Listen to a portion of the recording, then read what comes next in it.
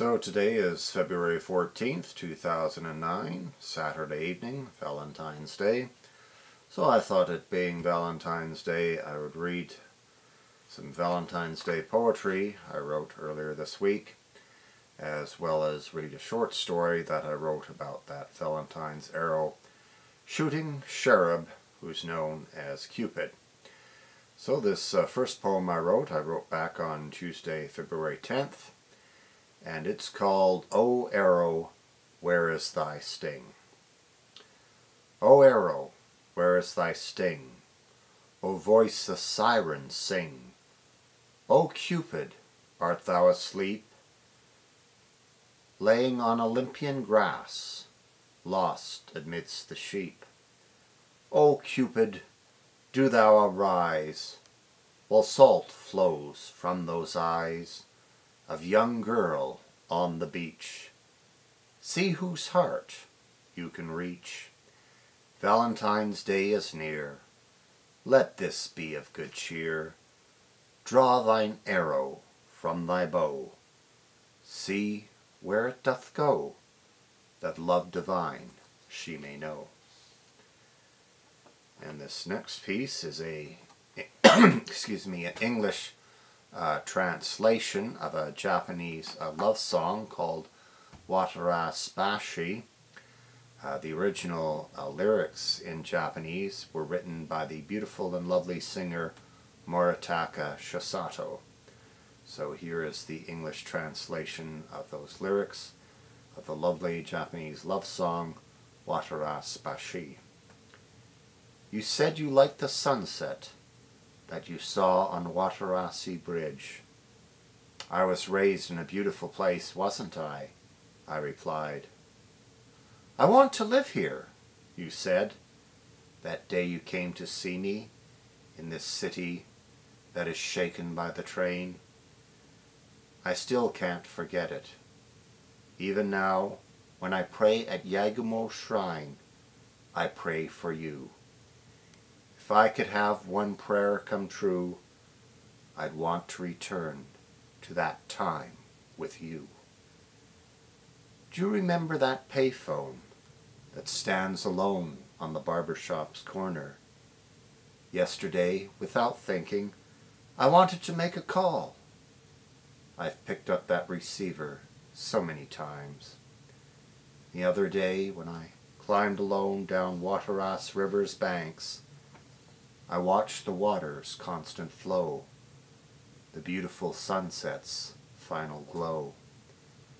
The north wind blew so bitter cold that I caught a cold.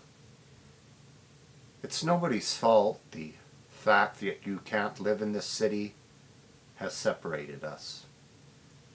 I've worried about it so much, but I know I can't live away from here. The storefronts that you said you liked are getting dark today too. The wide sky and the far mountains. The city the two of us walked. The city with the beautiful sunset. This city that is shaken by the train. And this poem, which I titled Poem for Valentine's Day, I wrote on Thursday, February 12th, so I guess I would have written it 2 days ago. So here it is, Poem for Valentine's Day. Lips to drink this red, red wine, lips to kiss these lips of mine, grapes to share, scented air, moonlight and paradise, honey cakes and sweet, sweet rice, nectar divine, music sublime. O my love, wilt thou be mine? And the final, which I wrote yesterday, was a short story that I called Cupid, which is, I guess, a modern-day retelling of the myth of Cupid and Psyche. What brought this about is one of my blogger friends of mine asked the question, why is it that Cupid himself never has a girlfriend? I mentioned that in Greek mythology he did. He had a girlfriend called Psyche. And I also happened to mention that about 10 or a dozen years ago there was quite a good TV series on television that was called Cupid. It starred Jeremy Piven and Paula Marshall. Jeremy Piven, of course, played the Greek god Cupid, who was exiled from Olympus to the present time to see if he could bring 100 couples together in love without shooting an arrow. And in the course of this ordeal, for which he was put through by the rest of the Olympian gods, he met a woman psychiatrist who was played by Paula Marshall. Fortunately, the series only ran 12 or 13 episodes. It was an excellent show, but whatever network produced the show, the guys running the network at the time must have been a bunch of total idiots, because they ended up canceling the show. But anyways, here's my short story entitled Cupid. Just another Valentine's Day, and another Saturday night, except it was a Saturday night that was a Valentine's Day. And once again, Cupid was working. Valentine's Day. It was his one big day of the year. Santa Claus had Christmas, the Easter Bunny had Easter, and Al Gore had April Fool's Day. But this, Cupid thought, this was his day. This was his moment. This was his time, to paraphrase Barack Obama. Cupid set out for the nearest nightclub with his arrows. After a short kerfuffle with the bouncer, he threw back an arrow and shot the bouncer, in the heart, just as a male ballet dancer wearing pink tutus arrived on the scene. The tutued, muscle-bound bouncer ran after the pink tutued male ballet dancer, who shouted, "Help!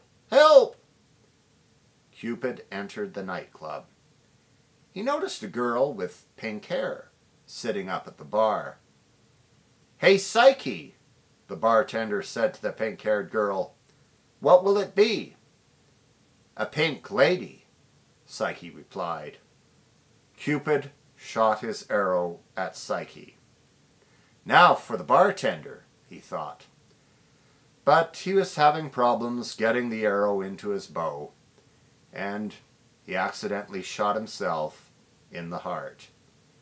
Psyche gazed at Cupid, and Cupid gazed at Psyche.